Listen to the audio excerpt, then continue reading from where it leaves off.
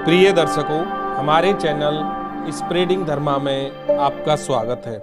दर्शकों, आज की वीडियो में मैं आपको बताऊंगा तुलसीदास जी का जीवन परिचय। तो दोस्तों, हम अपनी वीडियो शुरू करते हैं। तुलसीदास जी एक बैरागी, साधु, हिंदी साहित्य के महान कवि, साहित्यकार एवं दार्शनिक थे। तुलसीदास जी ने अपने जीवन काल में राम भक्ति में लीन रहकर अनेक ग्रंथों की रचनाएं की। तुलसीदास द्वारा रचित रामचरितमानस एक पुरातन, पौराणिक, बहुप्रसिद्ध ग्रंथ है, जिसे एक महाकाव्य के रूप में भी जाना जाता है। तुलसीदास जी का शुरुआती जीवन कैसा था दर्शकों? ऐतिहासिक जानकारी और साक्ष्यों के आधार पर बात करें तो गोस्वामी तुलसीदास जी का जन्म 1511 ईस्वी में कासगंज, उत्तर प्रदेश में एक सरयू पारीय ब्राह्मण परिवार में हुआ था। लेकिन कुछ विद्वान मानते हैं कि तुलसीदास जी का जन्म राजापुर जिले के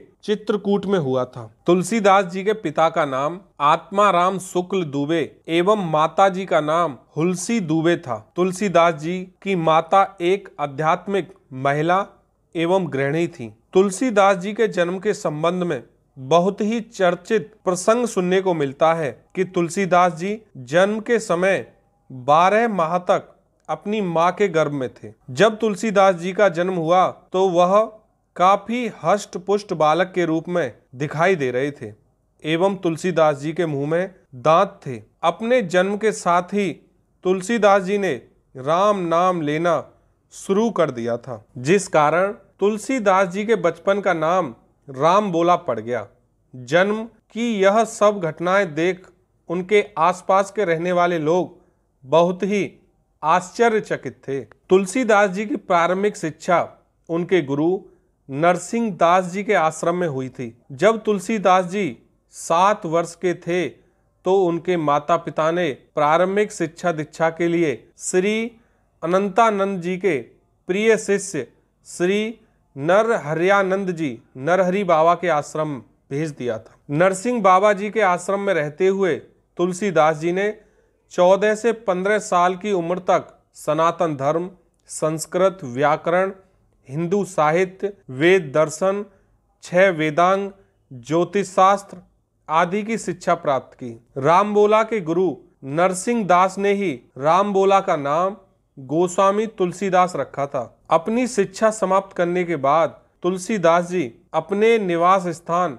चित्रकूट वापस आ गए और लोगों को राम कथा, महाभारत कथा आदि सुनाने लगे। तुलसीदास जी का विवाह बुद्धिमती नाम की एक लड़की से 1526 ईस्वी में हुआ था। बुद्धिमती को लोग रत्नावली के नाम से भी जानते थे। विवाह के पश्चात तुलसीदास जी अपनी पत्नी के साथ राजापुर नामक स्थान में रहा करते थे। तुलसीदास और रत्नावली दंपत्ति का एक पुत्र था जिसका नाम तारक था, लेकिन किसी कारणवश ही बहुत कम उम्र में तारक की मृत्यु शयन अवस्था में हो गई थी। पुत्र की मृत्यु के बाद तुलसीदास जी का अपनी पत्नी से लगाव कुछ अधिक ही बढ़ गया था। तुलसीदास जी किसी भी हालत में अपनी पत्नी से अलगाव सहन नहीं कर सकते थे।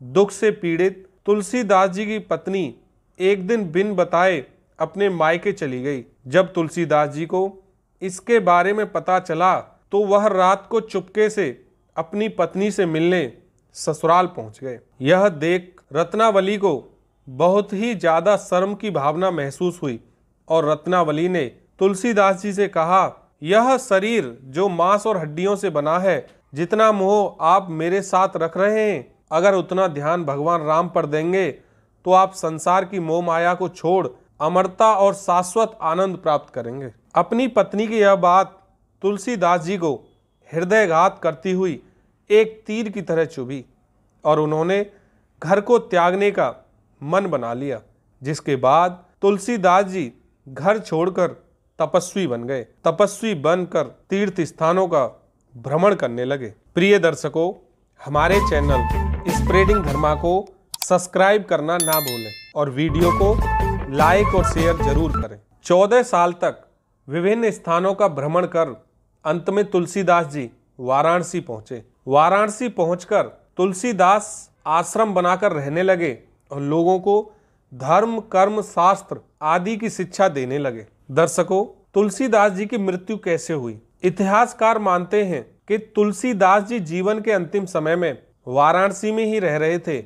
जीवन के अंतिम क्षणों में भी तुलसीदास जी की दिनचर्या पूरी तरह से राम भक्ति में ही लीन रहती थी।